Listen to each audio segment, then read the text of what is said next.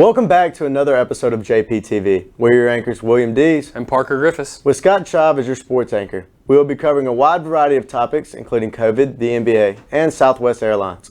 Peter Downing covers Southwest Airlines, who have had to cancel or delay thousands of flights due to COVID-19 and the vaccination of its pilots. Last week, Southwest Airlines canceled more than 2,000 flights, citing bad weather and a lack of air traffic controllers at Jackson Center for the cancellations. However, as more and more information is coming out, it has become clear that this is not the case. It turns out that many of Southwest's employees sicked out all at the same time, leaving virtually no one left to work. Why? Because the airlines have announced just before Christmas that if anyone is not fully vaccinated by December 8th, they will be fired. No questions asked. Keep in mind that these are the same employees that have made Southwest Airlines the most profitable airline in North America and #1 in domestic flying. Before I continue, I want to make clear that what I'm about to say is of my own opinion based off of the facts that I have seen, and the opinions of those around me are not included. No one else has influenced this. For almost 55 years, Southwest Airlines has provided their customers with a safe, on-time, reliable, and world-class service.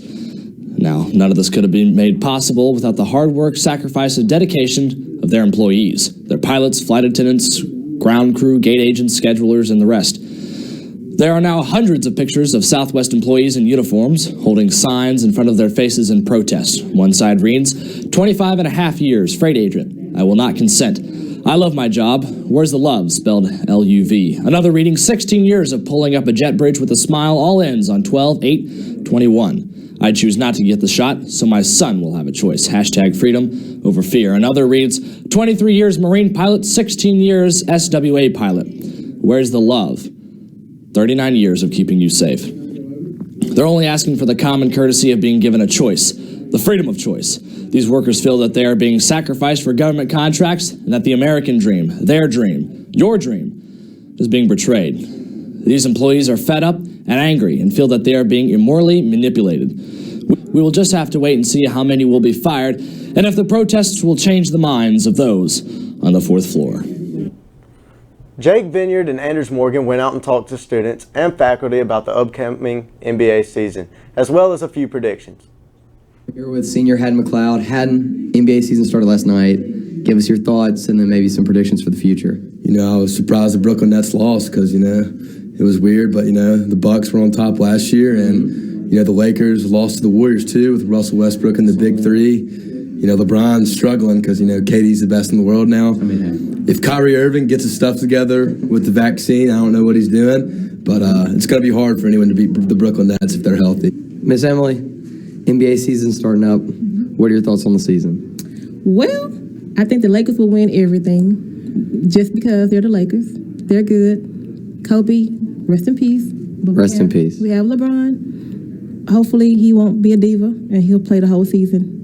Fingers crossed. I'm here with senior Walker Poole. Walker, NBA season started last night. What are your thoughts and feelings? Well, I don't care what happened last night. I just know tonight the Grizzlies play the Cavaliers, and that is going to be how the season starts off. The Grizzlies, they're going to make the playoffs. They're going to win the championship. They're going to win the finals. They're going to go all the way. I've never done it before, but I have a feeling this year John Morant and Jaren Jackson Jr., they're going to lead them to victory. Hey, I'm here with Wendy Antonio, and I'm wondering his thoughts about last night's game in the NBA. Okay, well, first we had the Nets and the Bucks play. The Bucks won that one, of course. The Nets, their big three got shut down due to Kyrie Irving not getting vaccinated, so he's sacrificing his team winning, which I think is extremely selfish, so he can't play. So I think the Bucks are going to be pretty hard to beat this season, honestly. They won the championship last year. They got most of their pieces back. Once Drew Holiday gets back from injury, they're going to be even better. They're going to be a hard team to beat. And next was the Lakers and the Warriors, and the Warriors won that one. Steph Curry kind of carry him. He'll have Klay Thompson back with them coming around January, December. That'll be amazing. Splash Bros will be back together, raining threes from everywhere. They might try to add a third one. James Wiseman might be back this season. They'll have a center, strong base there. They'll have Draymond Green as well. That's a team that I think could go back to the finals again like they used to, back against the Cavs. Lakers, not as what people expected. Russell Westbrook did awful. He was terrible. Did not contribute as much as people thought. They thought the veteran squad would do better due their experience, but it just turned out to not be as well as people thought it would be. Thank you so much. No problem. Cam Moore and I went out to interview some students about fantasy basketballs and what their teams are looking like for the upcoming basketball season. So do you play fantasy basketball? Yes. No, I do not. No. No. Yeah, I do actually. Really? No. No. All right, so who's your best player in fantasy basketball?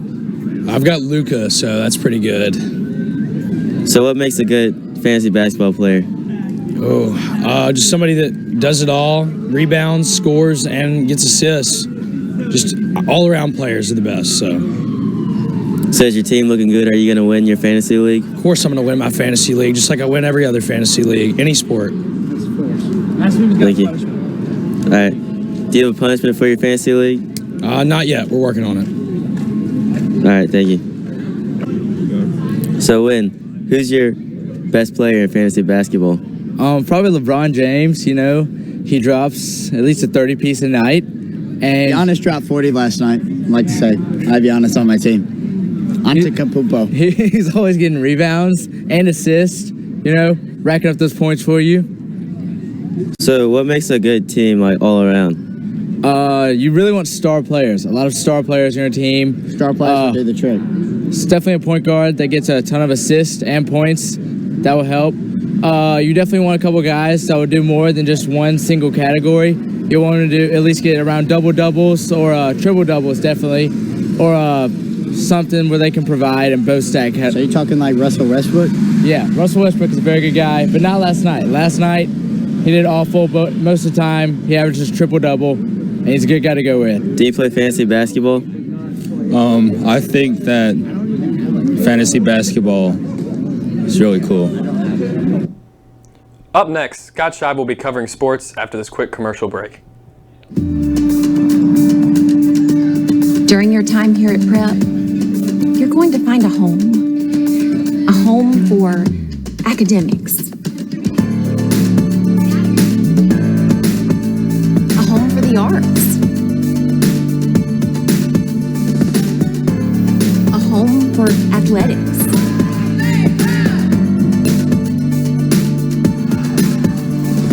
Schedule your tour today. Now let's take a look at what's been happening in Jackson Prep sports world. Ultimate Frisbee is a fairly new sport to Jackson Prep, but is one that people should definitely keep their eyes on. Last night, Prep had a big matchup against the 6A public school, Madison Central. After finding an early stride, Jackson Prep went ahead 8-2, but Madison Central would soon come back, gaining momentum, storming back to take the lead 10-8. This small lead would not be enough to take down the Patriots, who would eventually reign victorious, winning 15-11. Now for last week's main event, the Jackson Prep versus Jackson Academy football game.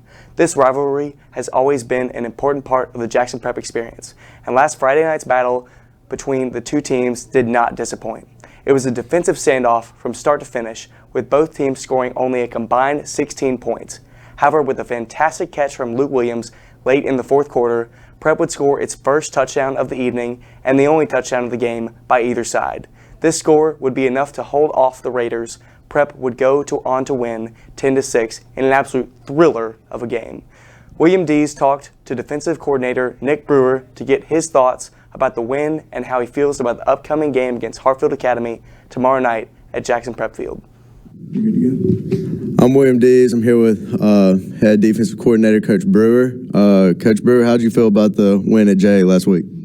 Well, it was a great win for y'all and good for our team and our fans and our parents and stuff. You know, and for us, it's another game that, you know, it's a step closer for us getting to our ultimate goal, getting into the playoffs and getting to the state championship game. Yes, sir. And with that defense only allowing 6 points, how did you feel about their performance? Well, I thought our guys played hard. We still had a few mistakes that we got to correct and stuff, but it was one of those things where our effort really took over in that game. We played really, really hard, and I was real proud of our guys. Yes, sir. Big game this week with Hartfield, another good opponent. Could secure the 2 seed with a win right here, so it's a must-have. How do you feel going into this game? Well, it's going to be a similar game plan with those guys. It's going to be, you know, quarterback is really good, running back's really, really good. Got one really good receiver, so big line. Got to be careful with those guys there as well. But yeah, pertaining to playoffs wise, if you win this game, you can really set yourself up to be a real good seed in the playoffs. If you win out, you'll be the 2 seed there as well. So it's like I said, it's a big game. Every game's big during this time of the season. So we just need to go out and be focused in on what we need to do. Yes, sir. Thank you, Coach. No problem. We wish the varsity team best of luck as they look to continue their winning trend against the Hartfield Academy Hawks this Friday. This upcoming Monday, Prep will have the opportunity to claim another state championship.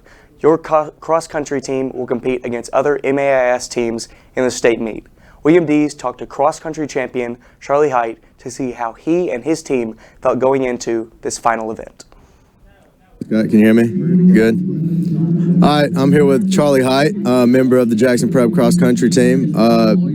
State championship this Monday. How are you feeling going into it, you and the team? All in all, we're both feeling good, girls and guys. We're both expected to win. We've had very strong seasons so far, and competition, it's good, but I think we both can do it. So, is there any team specifically that you really want to show up in this meet? I want to show up PCS. We've been battling them for the past couple of years. We edged them out last year, and I want to do it again. And girls, I bet you they want to beat MRA. They've been struggling with them a little bit. They've been back and forth, so I think that they really want to show them up. So, we hope that after Monday, there will be another state championship added to Prep's long list. And that'll do it for sports. Following this quick commercial, your anchors will be back with more news. Jackson Prep. It's a place for artists, a place for scholars, A place for athletes. an all-around amazing place. To be who you are and all that you aspire to be. Discover your Jackson Prep possibilities. Join us for a tour.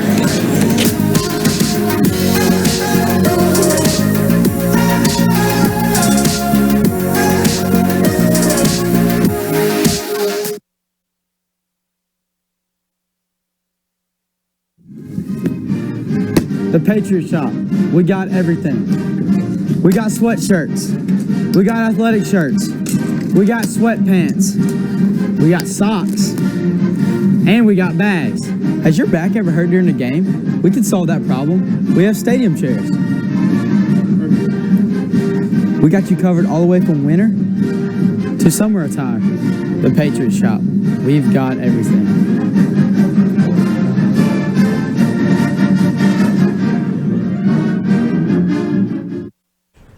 As winter is approaching, students do not have a warm place to go during activity period. Because the NPR doesn't have seating, we also aren't allowed to sit in the cafeteria, and we are not allowed to enter the senior high.